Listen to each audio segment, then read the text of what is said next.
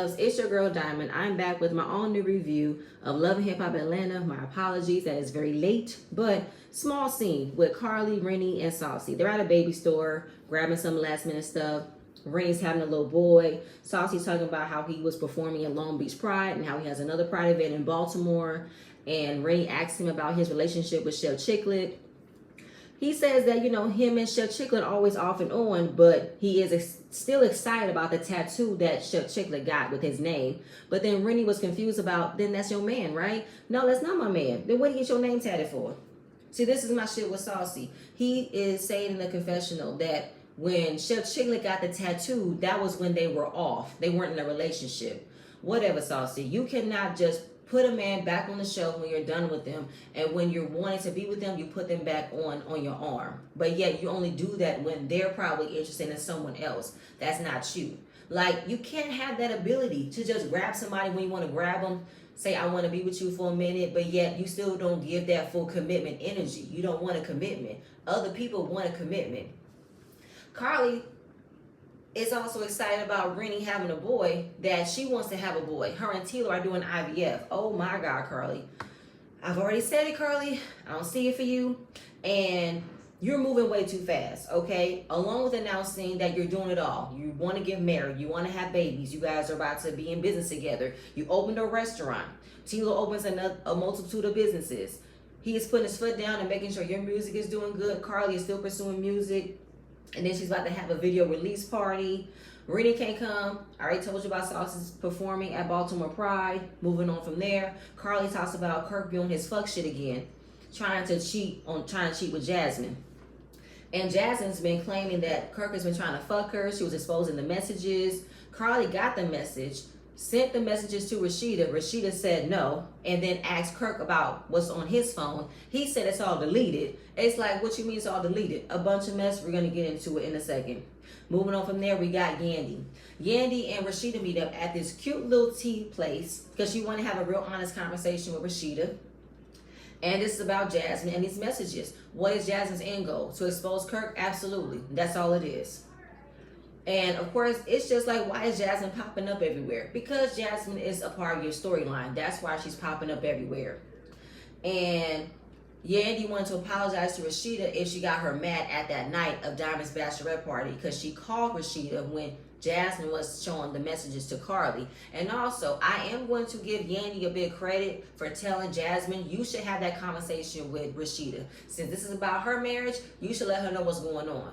Other than that, Yandy was definitely projecting about what was going on, what has been going on between her and DC's, right? Then she popped up at the car show where she showed Carly the messages. She was not about to receive the messages. Then the messages were, he wants to give her more money if she will give him pussy. And again, Rasheeda don't have no emotional reaction on her face at all. She been trying to keep herself poised, demure, like a classy lady. But back at home, she crying her eyes out. To the point where she can't even get out of bed. She can't even open her eyes about how much she's been crying. Now, of course, she's looking at the comments, how people are telling her, you need to leave him. Oh, you just got back with him. You don't know what to do. And I get it. It's a long period of time. You've been with him for a long period of time. But he's been treating you like this ever since you've been on this show. He has been fucking over you ever since you've been on this show. When will it be enough? Huh? When it will be enough? And what does Jasmine want out of all of this? I just think that Jasmine wants to not be the only one in trouble anymore. And I already said it, Jasmine, you're not at fault all the way. Kirk is majority at fault for being a married man, okay? And maybe I need to have another conversation. You guys can have a full-on conversation so we can get to the bottom of it, so we can leave this at dead this, have better communication. Maybe she wishes to have this better communication because Yandy brings it about her that it took her a lot to get to a better place with Samantha, little Mendice's mother, and bringing up the graduation dinner. That Mendice is 18, and she had a good time with Samantha. They're in a great place. Don't allow it to be 18 years that you won't be in a great place with the mother of his child. Don't do that. And I get Yandy. That's a good point. Don't go through all of this hurt, frustration, anger, resentment that will fester in that child's life. Don't do that. Yandy had a point in that. So let's have a conversation, dead this, and we're going to move on from there. We got Lil Zane and Ashley. They're taking a walk in the woods, having another conversation about why isn't he proving the fact that Lil Matthew is not his son because he has his last name. And Ashley don't feel the support from his family. She feels the family is against her. The family still views Michelle being a part of the family, and she's always the last to know in the situation about the family. But she knows everybody knows, but they act like they don't want to talk about it, and they make decisions without informing her. So even if you believe that the son is not yours, get proof. What's so hard about getting proof? I'm stuck on that. And he plans to have a barbecue so that everybody can discuss everything, put it out on the table. Ashley is hesitant because she knows the family history and she knows Zane's history with Michelle. And this was the part where she can't trust in him or her. Okay, well, you can't trust him or her. You're still in this situation. You ain't going nowhere. And I get it. You're the wife. You're supposed to know everything that's been going on. But if there are other people who have different relationships that don't include you, then that's crazy as well. So, she just wants to know, where do I stand? And then, of course, she goes back to how there have been conversations with his parents, and his dad told her, this is what you signed up for. And like, this is not what I signed up for. I didn't sign up for this. But of course, how else is she supposed to accept it if there are other things in the family that they don't want to tell her? If there are conversations and decisions that are made not including her, how is she supposed to know, right? So we're going to move on from there. Rasheeda's giving Kirk the cold shoulder, pretending to give him the cold shoulder, giving dry responses, telling him I don't have time for the bullshit. Kirk is like, I don't know why Rasheeda mad at me like I did something. I don't know what I did. It's like, Kirk, you know what you did, okay? You were having inappropriate conversations with the woman that had your child, okay? Don't act like you don't know what's the problem. Can't stand Kirk and his 3 earrings. I really can't. And then when it came down to the messages, why were they deleted? He says when he gets into an argument over the phone, he doesn't want it to get ugly, so he deletes the entire message. That's a cop-out to me. Deleting the entire message doesn't make sense because you were having an argument with someone. If that's the case, you could just not talk to them. Don't delete the conversation. Deleting the conversation makes you look guilty, which you are. So because she's mad about it, you're giving nonchalant energy, and this is the problem that I have. Handle your situation. This needs to be in a controlled environment. We need to meet up with her. We need to talk to her. We need to end this shit. He's like, what do you want this to do? Like, all of this is just going to have her prove how she is. I don't give a shit. I'm tired of back and forth, okay?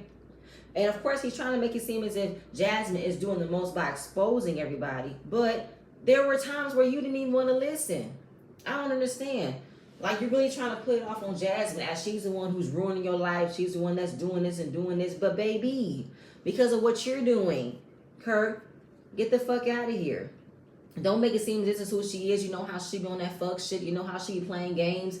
Like the way he wanted to throw it out there that she's trying to expose Mendici's tea. Of course, trying to take the blame off him and put the anger back on Jasmine. Rasheeda fell for it. But at the end of the day, it's not about that. It's about the fact that Kirk is still doing fuck shit. Kirk is still lying to you. It doesn't matter if Mendicis is doing foul shit or not. That's Yandy's problem, okay? Put some boundaries in place, figure out your situation, and do something. Again, moving on. We get Carly. She is at her video premiere party. And an hour ago, after they walked the red carpet, Tilo proposed. We already saw this on social media. Let's see if she can officially walk down the aisle.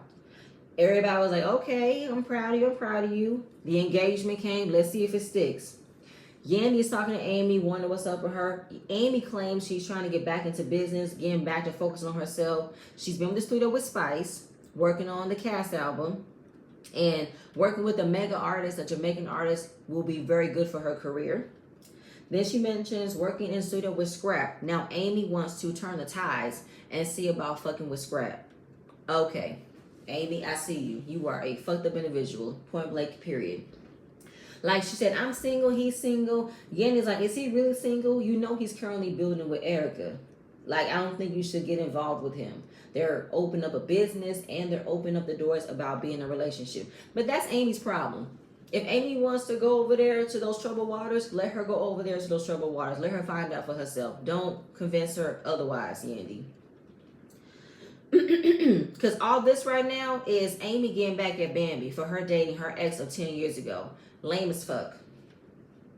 So, in the confessional, she mentions how Scrappy was in her DMs, but she never replied back because of her friendship building with Bambi. Then she's using this issue with Bambi to say, okay, I can hit him back. Lame as fuck, I just said.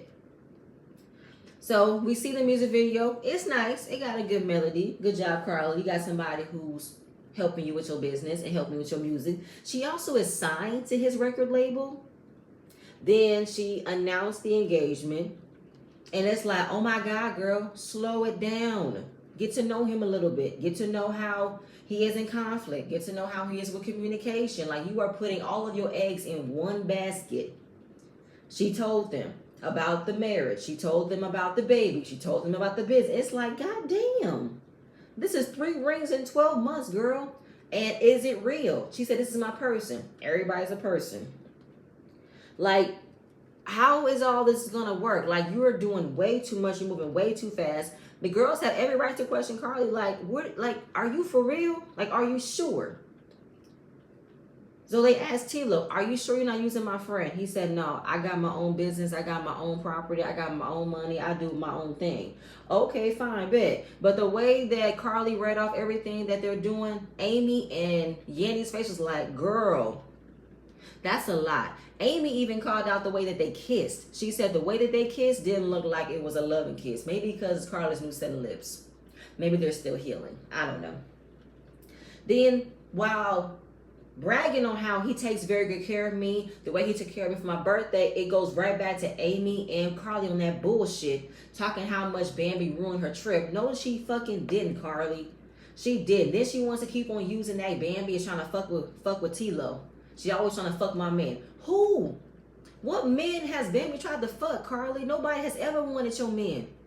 What are you talking about? Like, you keep on saying that shit. You keep on talking shit about Bambi, making her out to be this fake ass friend who you don't need to trust. You don't need to trust around your man. Hell no, I don't trust you hens around any men.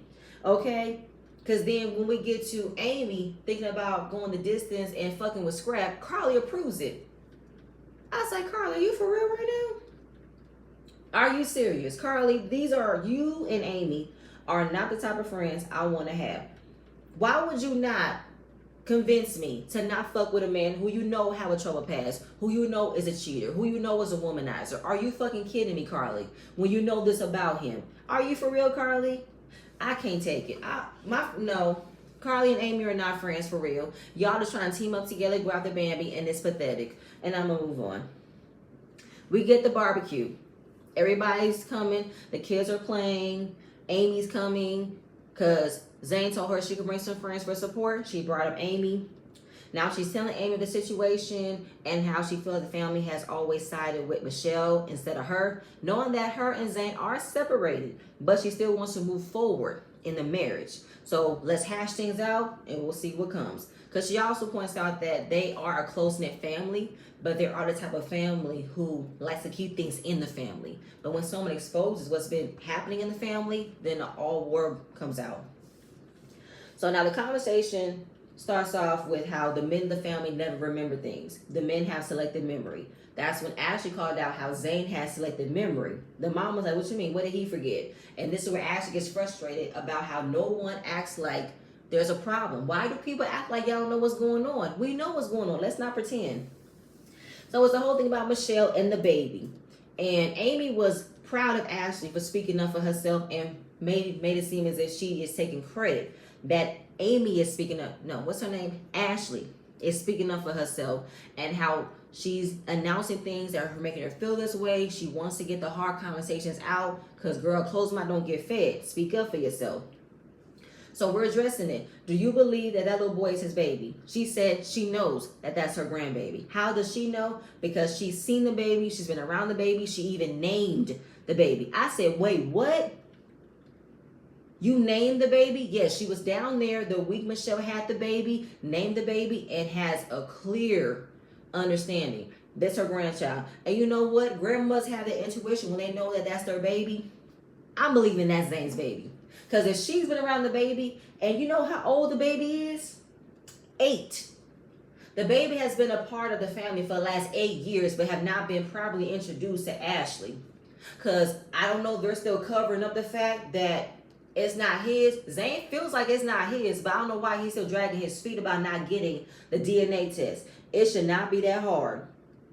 Because he says, and Ashley said, that they both saw him send the message to Michelle for the DNA test. She said she'll get down to it. 8 years have passed and nothing have happened. My question is to the grandmother, because she said unless she sees proof that that's not her grandson, is she going to take the name back?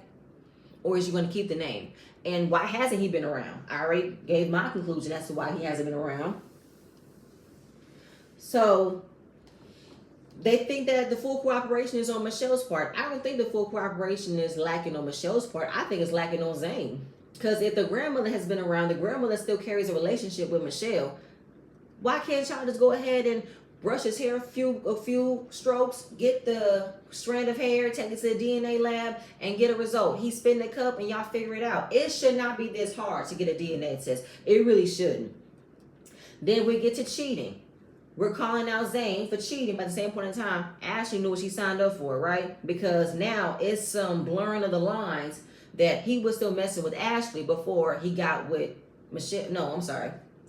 There's still some gaps in the timeline that he was still involved with Michelle before he got with Ashley. And that's when Ashley started crying. You mean he was still with Michelle before he got with me? That's what the mom said. The daddy said as well. He said, I know for a fact she was here in Georgia at the time of Thanksgiving before Ashley got here. I said, wait a minute. We just jumping into things. Zane don't know.